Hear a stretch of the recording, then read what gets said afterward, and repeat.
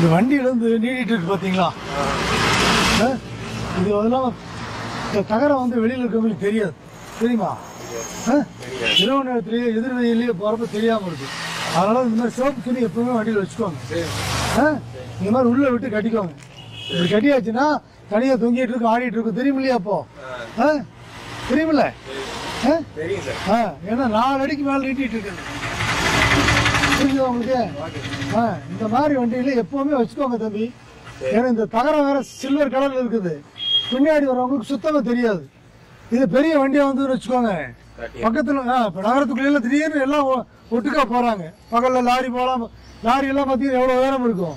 அவங்க வந்து விட்டாங்களும் உங்க வண்டிக்கு சாதாரணம் ஆயிடும், உங்களுக்கு சாதாரணம். அவங்களுக்கு அந்த ஓட்டருக்கு ஏதாவது கண்ணாடிக்கு நேராக போனால் அவருக்கு ஆளுக்கே பாதிப்பு. இதெல்லாம் வந்து ரொம்ப கடினமான பொருளாக இருக்குது. என்ன ஆகும்? கண்ணாடி உடைஞ்சதுன்னா பாதிப்பாயிட்டு தெரியுது. அப்போ அந்த உணர்வோடு இருக்கணும். நீங்க என்ன செய்யணும்? எப்பவுமே கட்டிடுங்க. இது என்ன தெரியும், கொஞ்சம் தூரம் வரப்பே தெரியும் அவங்களுக்கு. சோப்பு ஏதோ முன்னாடி நீட்டிட்டு இருக்குது, ஏதோ போகுதுன்னு தெரியும். சரிதான்? பத்திரமா போங்க, எப்பவுமே பாதுகாப்பாக உணர்வோடு இருக்கு.